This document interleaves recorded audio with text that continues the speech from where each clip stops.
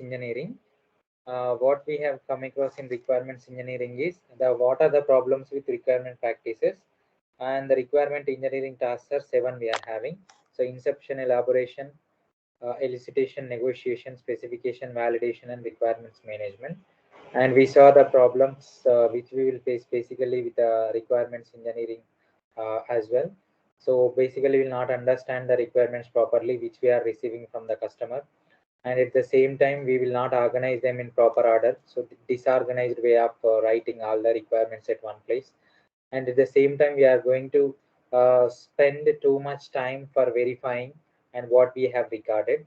So these are the some of the problems which we will face when we are talking about the requirement practices. So the problems with the requirement practices continued. So many software developers argue that. So some of the problems which I have covered in a regular class. So this we have even listed out also during the class. So all of the arguments contain some truth, especially for small projects take less than 1 month to complete. So for all of them, this practice will fit. So whatever you want to, but some changing requirements are there. If you are considering the changing requirements, then it will be a problem. So what is the best solutions for requirement engineering? So the requirement engineering begins during the communication activity and which is continuing till the modeling activity. So it builds a bridge between the system requirement into software design construction, wherein it is allowing the requirements engineer. So the person who is going to actively involve in the process of requirements gathering is a requirements engineer. So his primary responsibility is to examine the context of the software work to perform, or else the priorities which one you have to accomplish first and next, and the next one is the specific needs the design should address about the construction. Okay, and next the tasks, it is divided into seven: inception, elicitation, elaboration, negotiation, specification, validation, and requirement management. These are the tasks which we are performing in a continuous fashion. So each and every task is giving some inputs to the next task. Like each and every phase is giving some set of inputs to the next task. Okay. So some of the tasks may occur in parallel and all are the adapted to the needs of the project. So some we can take at the same time, like simultaneously some of the phases will happen. Okay. So this is a basic diagram which we are using. As I mentioned you, it is just like a waterfall model. So how we are having a waterfall model, in the similar way we are mentioning all the seven phases in this way, like inception, starting from the inception to ending at the requirements management. So the first task which we are going to perform is an inception task. So wherein during the inception, the requirements engineer asks a set of context-free questions to establish.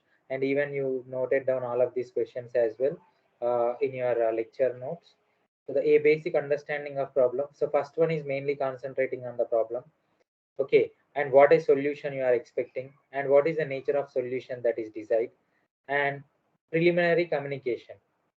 Okay, and through these questions, the requirement engineer needs to identify various stakeholders who is acting as a part of the system, and recognize multiple viewpoints and a workload collaboration as well, and break the ice and initiate the communication. Who is coming forward first?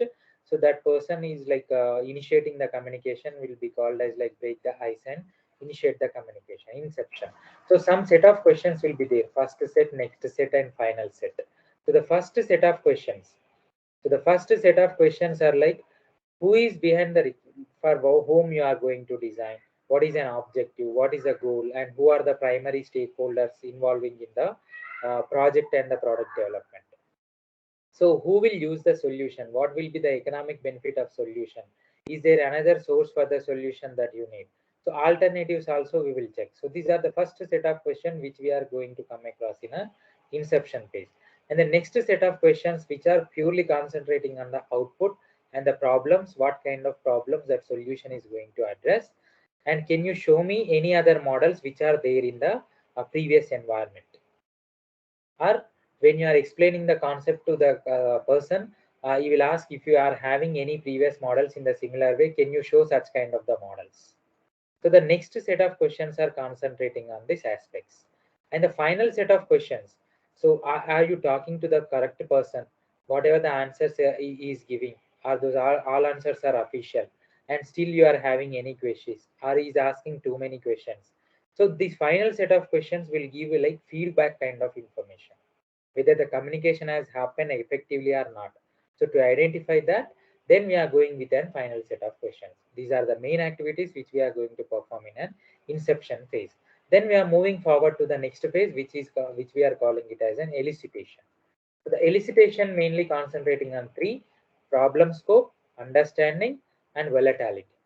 So what, why you are, where you can use such kind of problem, and so whether the problem domain is related to computing environment.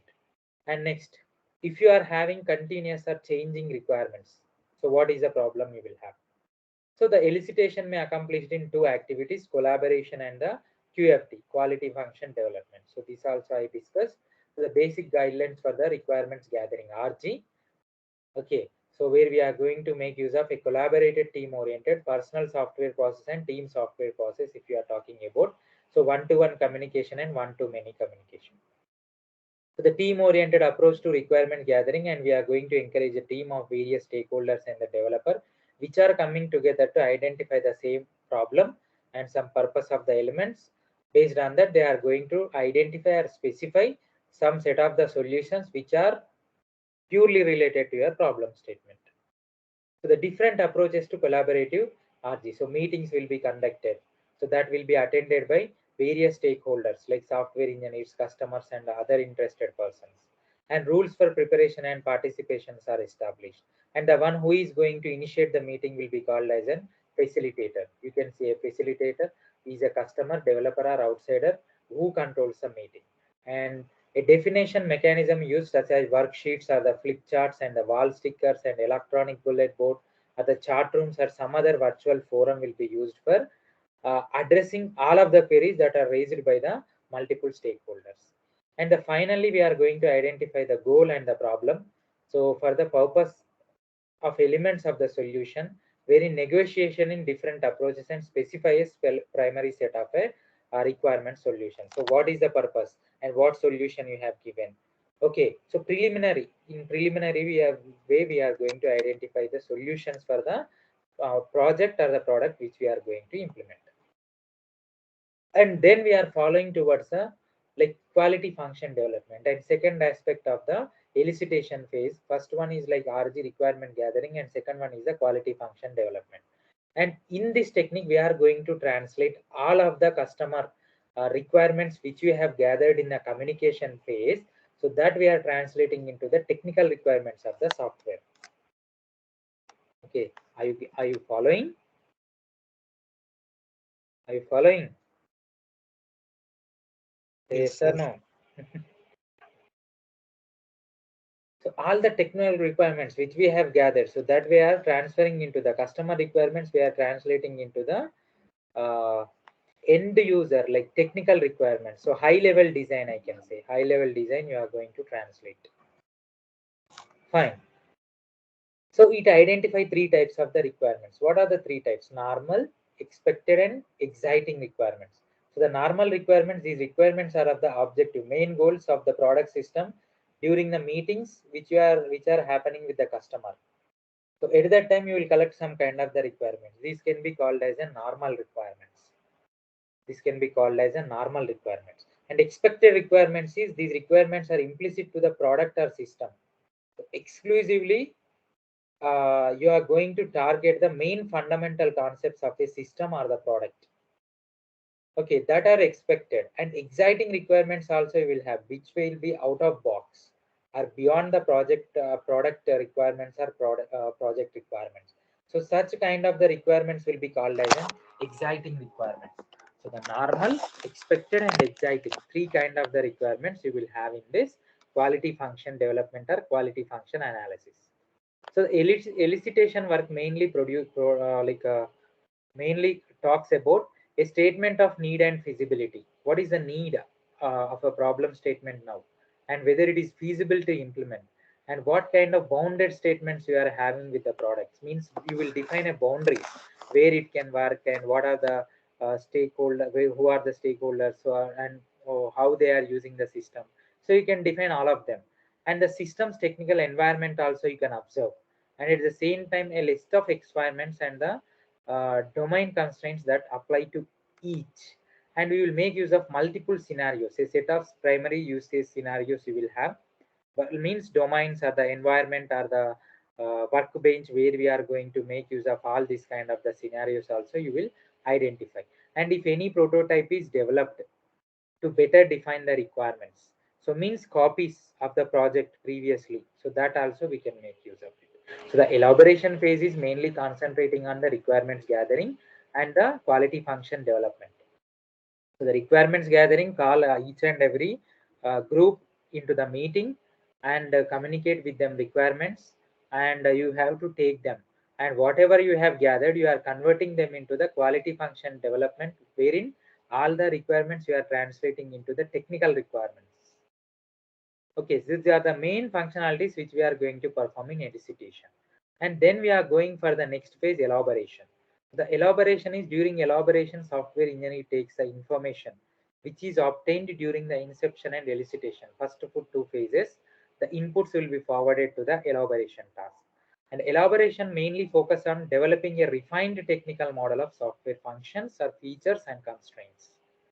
Okay, what are the functionalities you have, what kind of features you will have if you implement this project, and what are the main constraints you are adapting and you are imposing on the project or the product.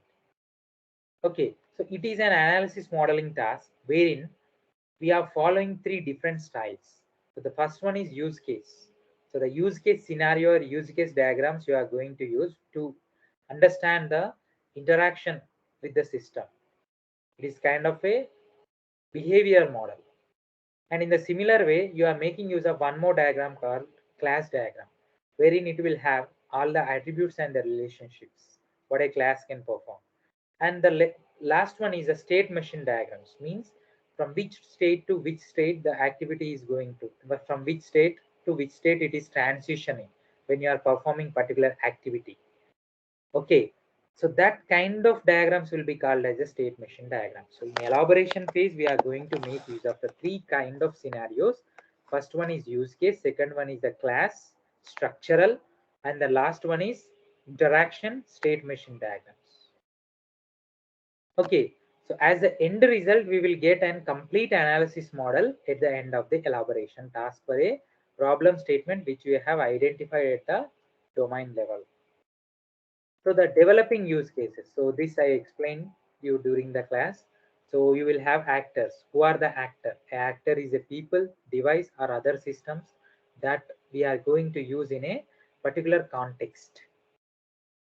Okay, so it will show the function and the behavior which we are going to describe. The actor will perform various kind of functions with respect to the system. So the actors are anything who can communicate with the system or the product. So step two, develop use cases where each one you can answer it.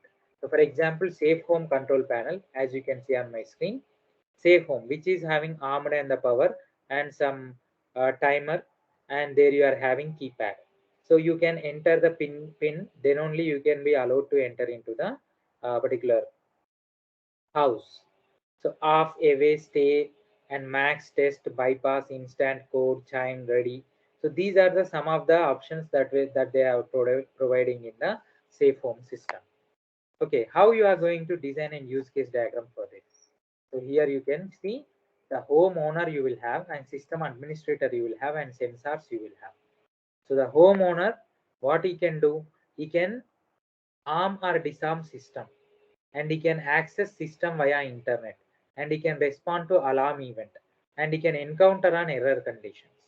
These are the four functions which will be performed by an homeowner. As I mentioned you during the regular lab session when I'm discussing about the use case diagram, so this kind of representation is called as use case scenario. The use case scenario will have one side actors, in between you are having functions, and another side you are having database, sensors, servers you will have. So the homeowner can are going to perform four activities, and the system administrator, if there is any failure or if there is any error, he can fix the system administrator. And all this data you are forwarding it to the sensors. Either it may be cameras or anything. Okay, this is a simple use case diagram wherein you are having owner and system admin as well as the sensors. And all activities are represented inside the box. Actions that will be performed by the actors with respect to the systems. So which will show a behavior of a system. That is an use case diagram. So same thing, same diagram only, grayscale. And then questions commonly answered by a use case. Who is the actor? What is the actor goal? And what kind of action they are going to perform? And what is the main task or functions are performed by the actor? What exceptions he has to consider? And what variations in the actor interaction are possible? So these are the some of the questionnaire which will comes to your mind. So if you are talking about your project also, the one which you are doing in a SC lab, so the first thing that you have to identify is who is actor and what kind of activities he is performing. Okay, so each and every action you will list out and you will represent that in an ellipse. And finally, who is performing all the actions, so that you will link with respect to an actor. So like this, in the similar way, he is an actor and homeowner is an actor, he is going to perform 4 activities. So these are the questions that will comes to your mind when you are starting a behavioral model. Okay, so these are the commonly answered by the use case diagrams, what they are going to do. And elements of the analysis model, like scenario based. So basically, you will have scenario based and next class based, behavioral, and the flow oriented elements. These are the 4 you will have. So scenario based means based on the particular scenario, you will pick one diagram. So most familiar diagrams are the activity diagrams. So that describe the system from the user's point of view. So it is like scenario that are depicted in use case as activities, various kind of activities you can represent. For example, elicit requirements. So all the dark circles are used for representing starting. All the dark filled circles are used for representing stop. Okay, and wherein you are having rounded rectangles. Rounded rectangles are used for representing activity or the function. And the diamond is used for representing decision, whether it is yes or no. So the scenario based modeling, we are going to make use of the activity diagrams. You can take a note of it, just note it down. The scenario based elements. What are the diagrams we are going to use in scenario based elements? The diagrams which we are going to use in scenario based elements are activity diagrams. The following are the possible symbols which we can use in activity diagrams. So the first one is rounded rectangles for representing activities, and dark circle is used for representing starting of an activity, and filled circle, okay, which is used for representing the stop of an activity diagram, and this diamond which is used for representing a decision making statements, either yes or no. So conduct the meetings, make list of functions and classes, make list of constraints, and then yes or no. So what are the constraints? Use QFD to prioritize and informally prioritize, and create use cases. Then you are going further. So sometimes you can observe here some solid lines and some splitting lines are there. Very important question, 2 marks question actually.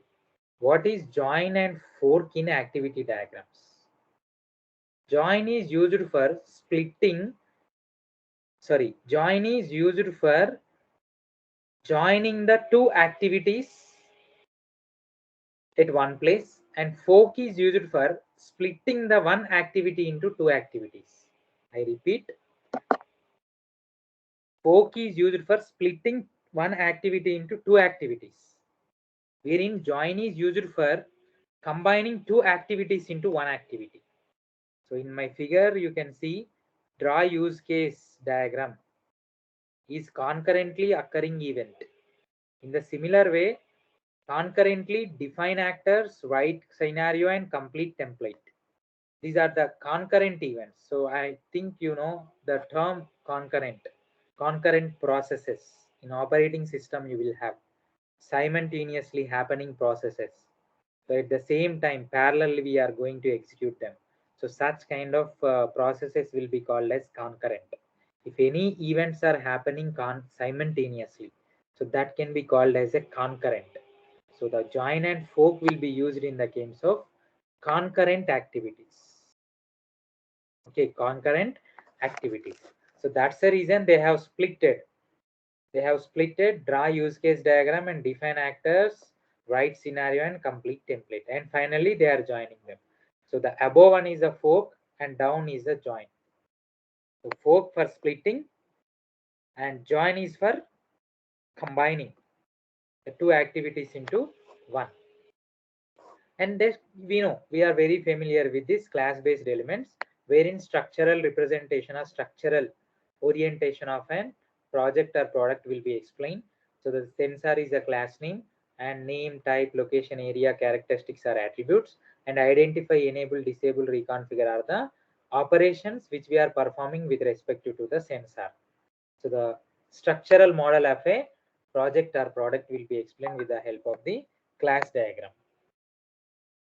Okay, so that is one case which we are talking about, and the next one is behavioral elements. So which will show the purely like behavior. So how I mentioned in the similar way, the state chart diagrams are used to show the behavior of a system.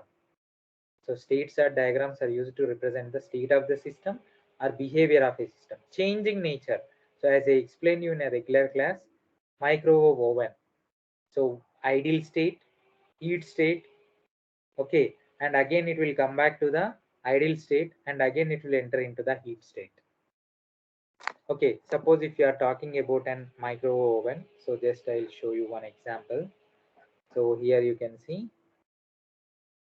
state chart. So state chart diagram for microwave oven. So here you can see, yeah, see, as you can see here,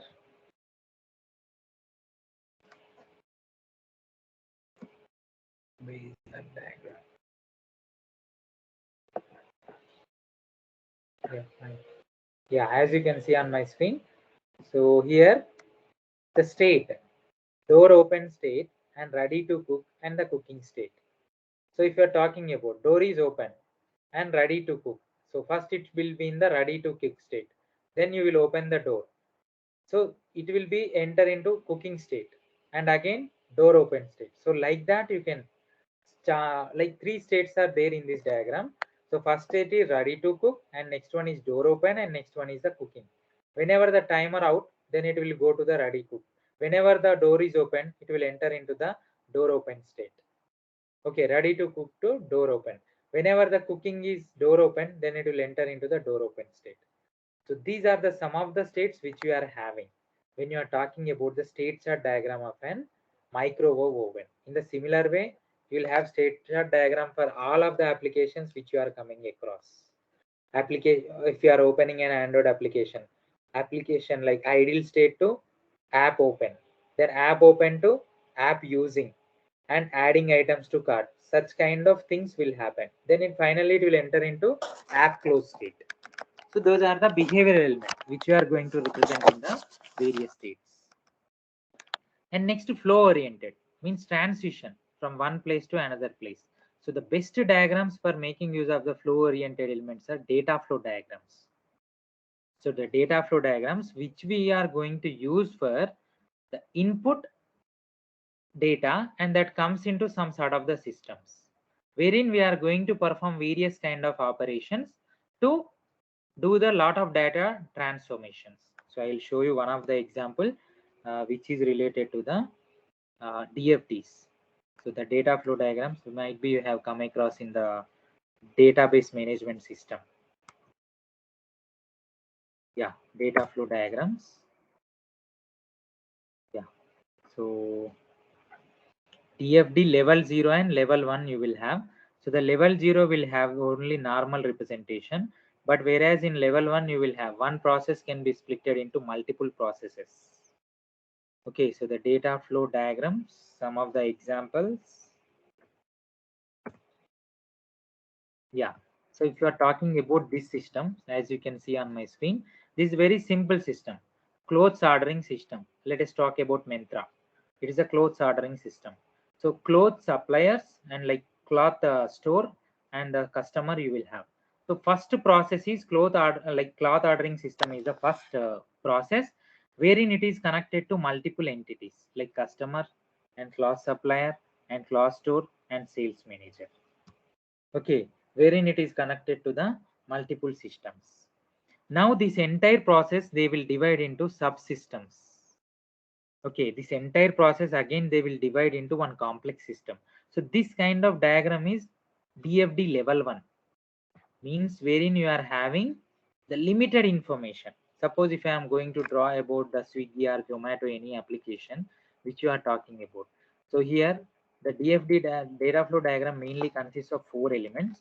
First one is process, means the main activity which you are going to perform with respect to the system. And external entities and internal entities you will have. The external entities are like who are interacting with an system. So they are like out people, are the actors, are the stakeholders who are going to interact with the systems, means actors, external entities. And next, data stores you will have. The data stores means wherein you are going to store all of your data, database, either server representations you will have. And last one, connectivity between all of these process, external entity and data stores. Those are the data flows. I hope you are getting my point. First, you will have process, means function. External entities means the one who is interacting with the system. And next, data store means databases. And last one, connection between all of them will be called as the main symbols which we are going to use in a data flow diagram. So the element, so the process will be represented like a circle, and external entity is square, and data store is rectangle, and data flow is arrow, filled arrow, pointed towards arrow. Okay, so suppose if you are talking, this is a simple one, DFD one also I can say, online community, advertisers and the article writers. This is DFD level 0. This kind of DFD diagram will be called as level 0. Okay, so many things you can check when you are talking about the data flow diagrams. Okay, so this one we saw, so we are calling it as an DFD level 1. So if you are talking about DFD level 0, so the level 0 is this one. This one is level 0. Okay, so very simple version you are having, and down you are having a level 1. As you can see, multiple external entities are there. Square is used for representing an external entities. So sales manager, suppliers and store and the customer are the external entities. So further, if you want to divide also, you can split by making use of possible 4 only. So like this. Okay, further you can. So you can talk about like DFD level 1 is done. Now it is level 2. So more than level 2 you cannot go, which is very much complicated. So this is the level 2. Where in the level 2 you are having same customer is there, store is there, manager is there. Okay, but you can observe then entities which you are having. Okay, so suppliers 4 are there, but processes are there. They have splitted into multiple processes like order cloths and generate reports. And next one, the order inventory. So as they have ordered all of these things, that's the reason it is expanded. So DFD level 0, DFD level 1, and this is DFD level 2, I can say. Okay, so wherein you can get information from this website, even I posted link as well. So just go through it. Okay, so these are the flow oriented. And the last one which you are having is the flow oriented, and like scenario is example is activity, class is like class diagram, behavior is state chart diagram, and flow oriented is DFDs, data flow diagrams. And moving forward, negotiation. So the negotiation task is during the negotiation the software engineer So as the name itself is indicating, so it will identify the conflicts, negotiate with the customer to whom you have interacted with. So you have interacted with the customer, what a customer wants and what can be achieved. Okay, and requirements are ranked by the customers, users, and other stakeholders, like priority you are giving. So which requirement you have to do first and which requirement you are going to do next. Like each and every requirement you are giving some sort of priority. Okay, after coming back from the third phase, you are entering into the fourth phase, negotiation, wherein you are fixing some of the conflicts which we have arised from the customer and the technical team. And you are giving high priority for each and every requirement which you have gathered in the previous phases. So risk associated with each requirements are identified and analyzed, risk analysis. And rough guesses of development efforts, like is it possible if I am taking this requirement, whether it may be success or not. Okay, so possible risk identification we have to do, and at the same time we will concentrate on delivery time. So can I deliver on time, or else it will take some extra time. So you will think in this direction in the case of negotiation task. The best way or the art of negotiation is recognize that is not competition. It is not any competition. They are not going to conduct any race. Okay, just you are taking those requirements and you are going to fix them and map out a strategy how to do that. There is a plan of action should be there with you, and listen actively. So I don't know whether you are listening actively or not, but in a negotiation, it is required. Listen actively. Okay. And focus on the other party's interests, what they are telling. First, you listen to them as well. What they are telling, what is their interest. You ask them. And don't let it get personal. So there is no personal issues involved in this project or product development. Just it is a professional way and you are going to collect each and every information. And be creative and innovative and be ready to commit for work. Okay, this is the best art of a negotiation. Okay, so are you understanding? Just raise your hands. How many are following? Are you following? Raise your hands.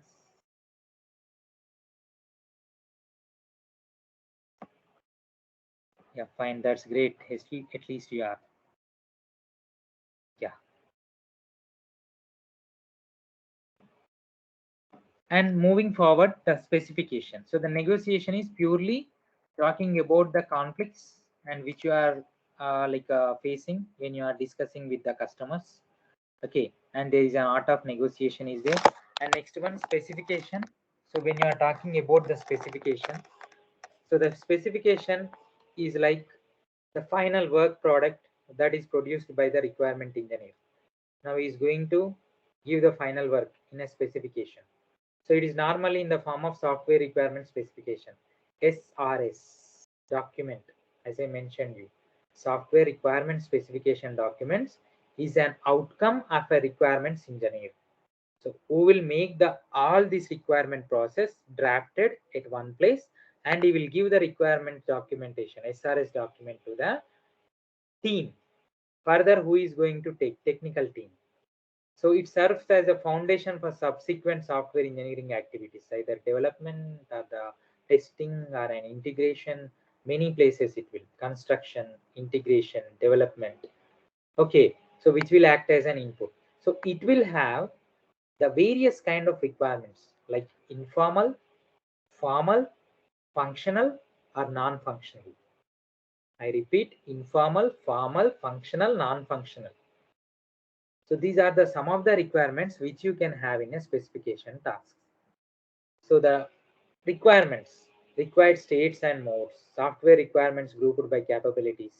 Like some requirements will place it one box only.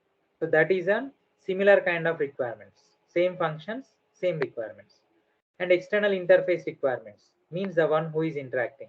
And internal interface requirements. So means inside the system. And internal data requirements and software requirements. So many requirements will gather, but most of the time you will talk about software and hardware requirements only. But in this, we are going to concentrate on data requirements, interface requirements, internal and external. And next one, states, okay, and software, hardware, communication, privacy, security, safety, quality, training, personal, logistics. Okay, many kind of requirements you are going to gathering when you are entering into the requirement specification stage. Okay, the qualification provisions to ensure each requirement has been met, and in all possible directions you are going to cover all of the requirements. The demonstration, test, analysis, and inspection. Okay, so requirements traceability, one sheet will be there. This sheet will give and complete overview about the covered requirements. So the sheet will be like this. You will have that sheet, so I'll show you. And next, moving forward to the validation task.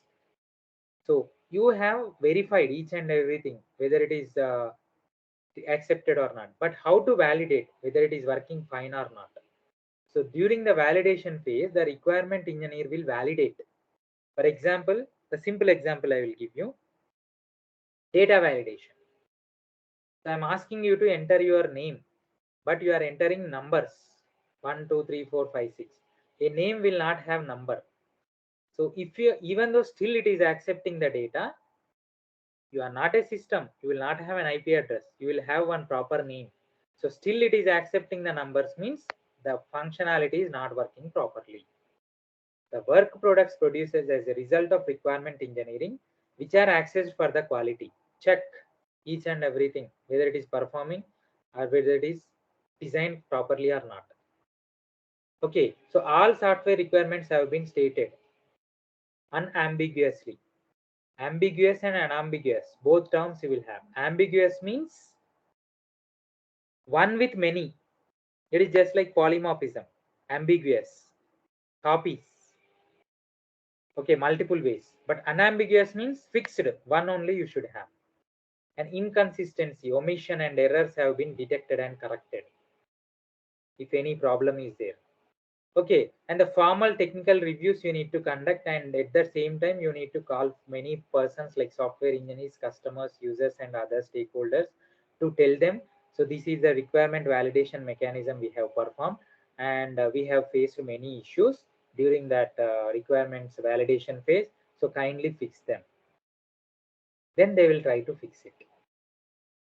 Okay, they will check overall consistency, and they will check overall technical details, and they will check overall objective of a system, and they will check the boundaries of a system, and they will check whether an attribute or the source of the requirement is allocated to individual or the group of the people. So these are the main questions which you can come across when you are validating the requirements. So still it is continued. Lot of questionnaire will be there when you are talking about an requirements validation.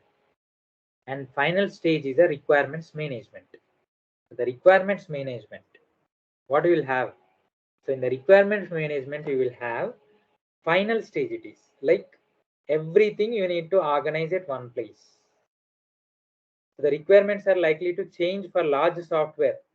So basically the requirement means continuous changing, like volatility you will have for requirements.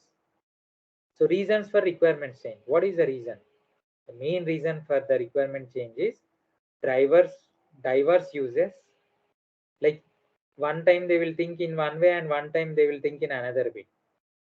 So which will leads to the confusion. And system customers and end users are of different, because he knows one technology, that person will talk about one technology. And that there is a change in business environment also, business process. Okay, so that's the reason the requirement will change. And two classes of requirements are enduring and volatile. Okay, some are stable and some are unstable. If the requirements are stable, then those will be called as enduring requirements.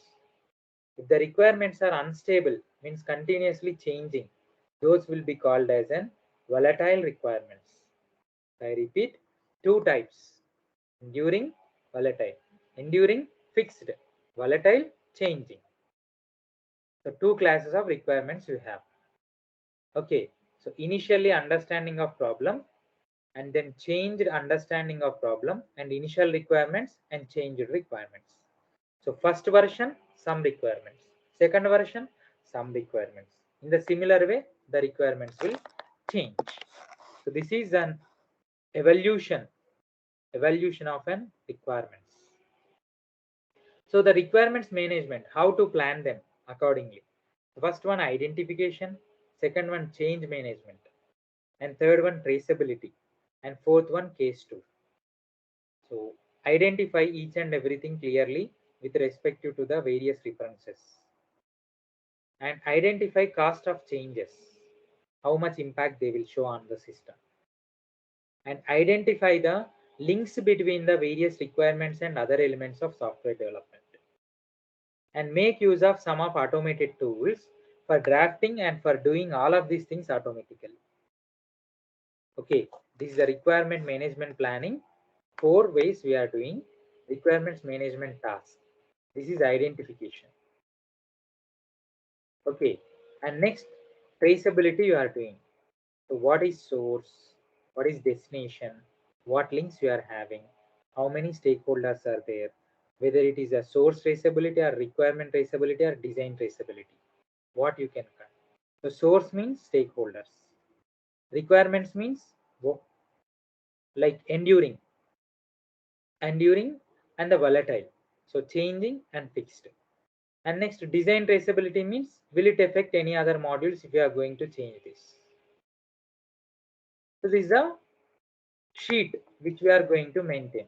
So the requirements you will represent in one dimension from R01 to RNN. And what are the requirements you have accomplished? You will tick mark them. So like A means aspect, R means requirement. So requirement 2 aspect 1 is finished. Tick it. And requirement 5 aspect 1 is finished. And requirement N and accept 3 is finished. So like that you will tick. This is a traceability sheet which you are going to use. Okay. So the requirements engineering process which we saw, feasibility study. So this is one of the diagrams. So functional requirements and non-functional requirements. Like functional requirements purely will talk about the major functions of a system. Means modules. All the modules will comes under the functional requirements. Okay, so it will have completeness, consistent, and difficult to understand and follow when you're talking about functional. Functional means main activity which we are performing. Okay, so these are business rules, audit tracking, external interfaces, certification requirements, historical data. These are the some of the examples for the functional requirements.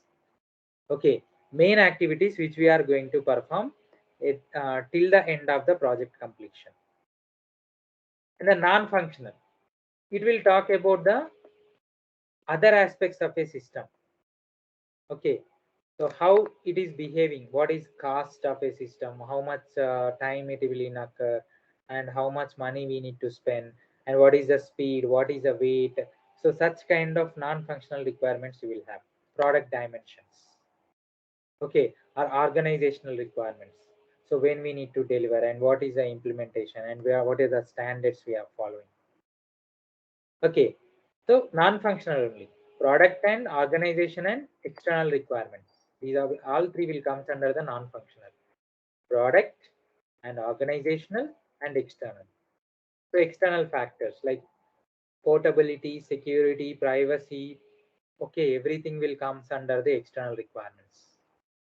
Okay, so different types of non-functional requirements. Same whatever you have there. So it is a tree diagram representation. Okay, and this is the one of the IEEE standard SRS document. What an SRS document exactly will have? SRS document will have title, means so where they are going to make use of this SRS document, software requirement specification, title and table of contents, what they are going to cover, what is the purpose, scope, and definitions and acronyms and abbreviations, and references and the overviews. And overall description and specific requirements and appendices and index. This is the contents. These are the contents a SRS document will have in the section 1. Okay, you can see purpose means describe purpose of this SRS and identify the software product scope where we are going to use and what are the various definitions you are going to use in that SRS document and from where you have referred. Okay, references and what is a quick overview about entire documentation. Okay, so these are the main information which we are going to see as per IEEE 830 1998 standard it is.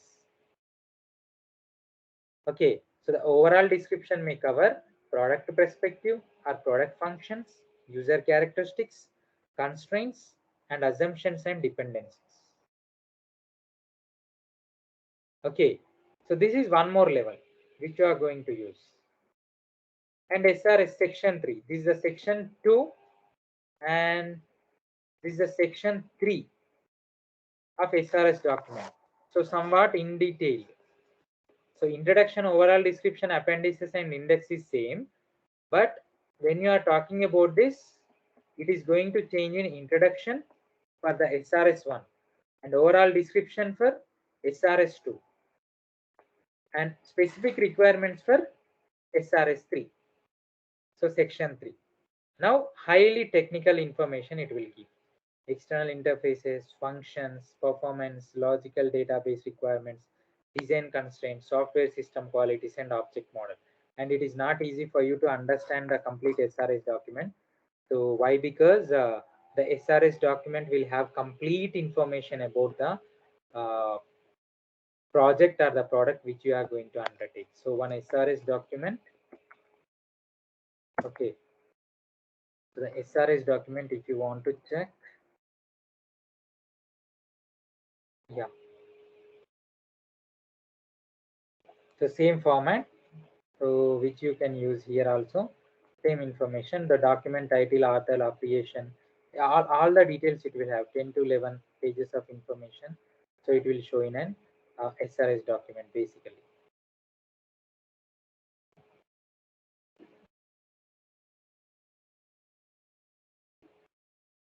Did you understand? That's a quick overview and the thorough explanation about each and every phase what we are having in the requirements engineering phase, and which is very important topic. So you can expect one a long answer from the requirements engineering. So raise your hands. Did you understand the topic?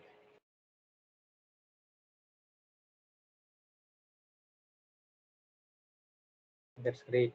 And even I recorded the entire session as well.